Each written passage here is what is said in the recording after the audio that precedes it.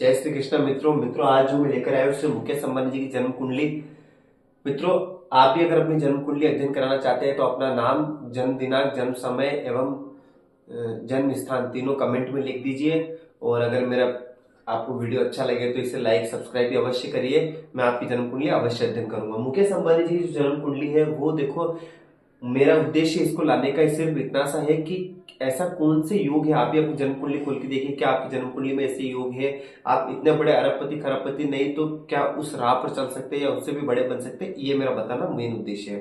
देखो, और क्यों ये इतने लाइमलाइट में रहते हैं, क्यों ये हमेशा इनकी भक्ति भी दिखती है, इनका जो हीरो हीरोइन के साथ इनका उठना बैठना क्यों इतना रहता है, ये आप सब हम जन्म कुंडली से हम आज आपको बताएंगे।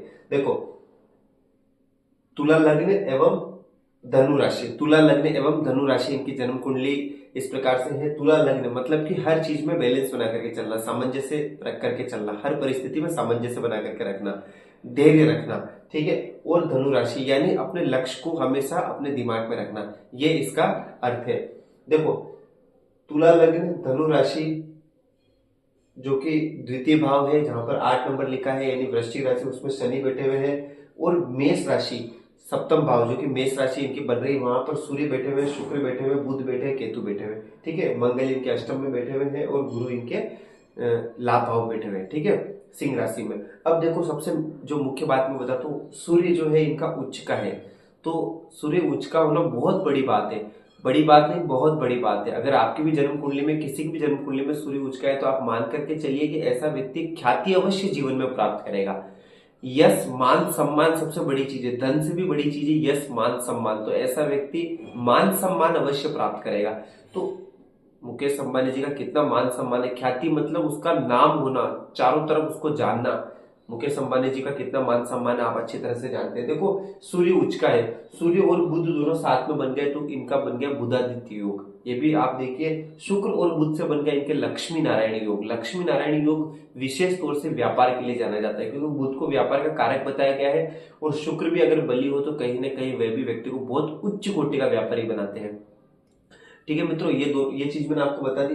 अब देखिए कि सूर्य और शुक्र, सूर्य और बुध, अब लग्न में सप्तम भाव में इनके उच्च का सूर्य बैठा हुआ है। तो उच्च का सूर्य सप्तम भाव में बैठ करके लग्न पर दृष्टि डाल रहा है, सप्तम भाव में बैठ करके लग्न पर दृष्टि डाल रहा है उच्च का सूर्य। तो उच्च का सूर्य लग्न में दृष्टि डाल के ऐसे व्यक्ति के व्यक्तित्व को बहुत ही ज्यादा निखार देता है, बहुत ही ज्यादा तेजस्वी और बहुत ही ज्यादा ओजस्वी बना देता है, बहुत ही ज्यादा प्रसिद्ध बना देता है। और शुक्र और बुध की युति भी लग्न पर पड़ रही है। ऐसे व्यक्ति को आप यूं मान करके चलिए कि लोग देखना चाहते हैं। अगर आपकी भी जन्म कुंडली में शुक्र और बुध की युति अगर लग्न पर है या फिर लग्न में शुक्र और बुध बैठे, तो आप मान करके चलिए ऐसा व्यक्ति ऐसा हो जाता है कि लोग ऐसा चाहते हैं कि यार ऐसा व्यक्ति मुझे दिखे, उसको बार बार देखना पसंद करते हैं।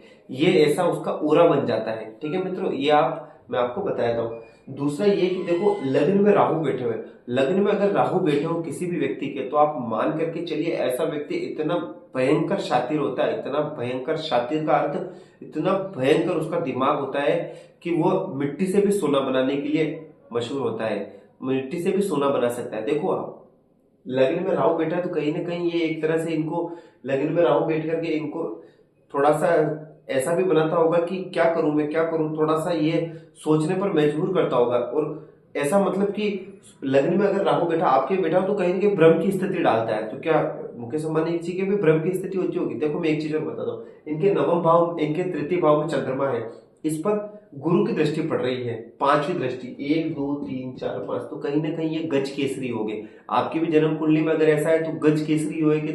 देखो, राहु भ्रम पैदा कर रहा है लाइन में बैठ करके व्यक्ति के, और भयंकर दिमाग, तीव्र, भयंकर तीव्र, अत्यंत चालाक, अत्यंत चतुर व्यक्ति को बना रहा है, लेकिन भ्रम भी कर रहा है। लेकिन आप देखो कि साथ में गुरु की दृष्टि चंद्रमा पर पड़ रही है। चंद्रमा क्या है? व्यक्ति का मन है, व्यक्ति का दिमाग है, मन है। अब भ्रम कहाँ आ रहा है? व्यक्ति के मन में आ रहा है। और चंद्रमा क्या है? व्यक्ति का मन है। अब ऐसे चंद्रमा पर अगर गुरु की, देव गुरु की दृष्टि पड़ जाए तो स्वाभाविक है उसका मन कंट्रोल में आ जाएगा। स्वाभाविक है ऐसा व्यक्ति अत्यंत ज्ञानी होगा, चतुर है, प्लस गुरु की दृष्टि चंद्रमा पर पड़ने से अत्यंत ज्ञानी होगा। अगर आप चतुर भी हो और ज्ञानी भी हो, फिर आपको कौन हरा सकता है बताइए।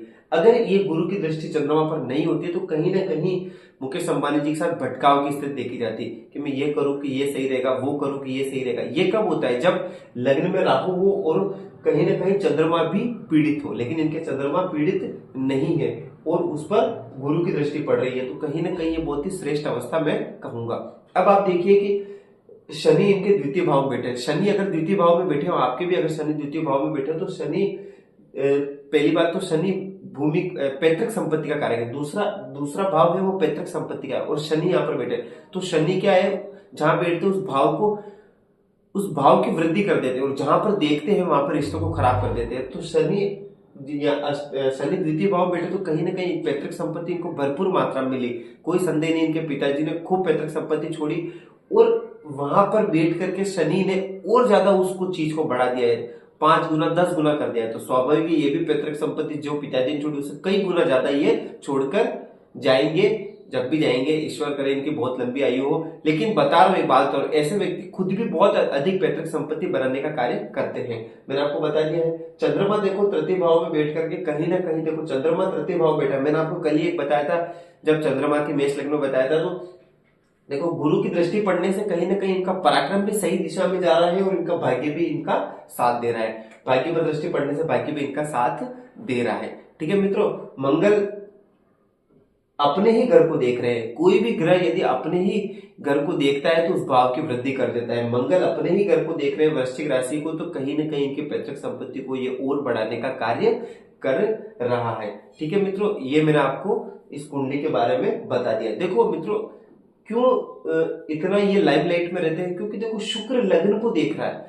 जब भी किसी व्यक्ति के लग्न से शुक्र का अगर संबंध बन जाए तो उसको अपनी लाइफ में ग्लैमर चाहिए ही चाहिए। चाहे वो मेहनत करके लाए, चाहे उसको अपने पूर्वजों से मिले, पूर्वजों से मतलब इतना धन मिले कि वो ऑटोमेटिक ग्लैमर में चला जाए, चाहे वो कमा के ग्लैमर की लाइन में जाए, लेकिन उसको अच्छे कपड़े पहनना, अच्छा लग्जरियस मकान होना, लग्जरियस गाड़ियों में घूमना, शानदार एकदम प्रीमियम लाइफ जीना, ये कौन कराता है? ये शुक्र कराता है। आप भी अपनी कुंडली में देखिए, अगर आपका कुंडली में शुक्र का लग्न से संबंध बन रहा है, लग्न से, तो आप मान करके चलिए कि आपकी भी जीवन में ये चाहत होगी, आपके भी जीवन में यह आकांक्षा होगी कि मेरा लाइफ एकदम लग्जरी हो, प्रीमियम हो और बढ़िया शानदार मेरा जीवन हो। ठीक है मित्रों, तो ये मैंने आपके सामने जन्म कुंडली विश्लेषण किया है।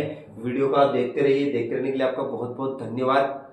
अच्छा लगा हो तो लाइक करिए। ये मैंने आपको मोटा मोटा इन सारे ग्रहों के बारे में बता दिया। एक चीज मैं बता दूं, देखो ये जो चतुर्थ भाव है, दसम भाव है, इसका स्वामी पराक्रम में जाकर के बैठ गया। तो देखो कर्म का स्वामी पराक्रम में जाकर बैठा, तो ऐसा व्यक्ति अपने पराक्रम से अपने कर्म को और आगे बढ़ाता है और ज्यादा ऊंचाइयों पर पहुंचता है। देखते रहने के लिए बहुत बहुत धन्यवाद।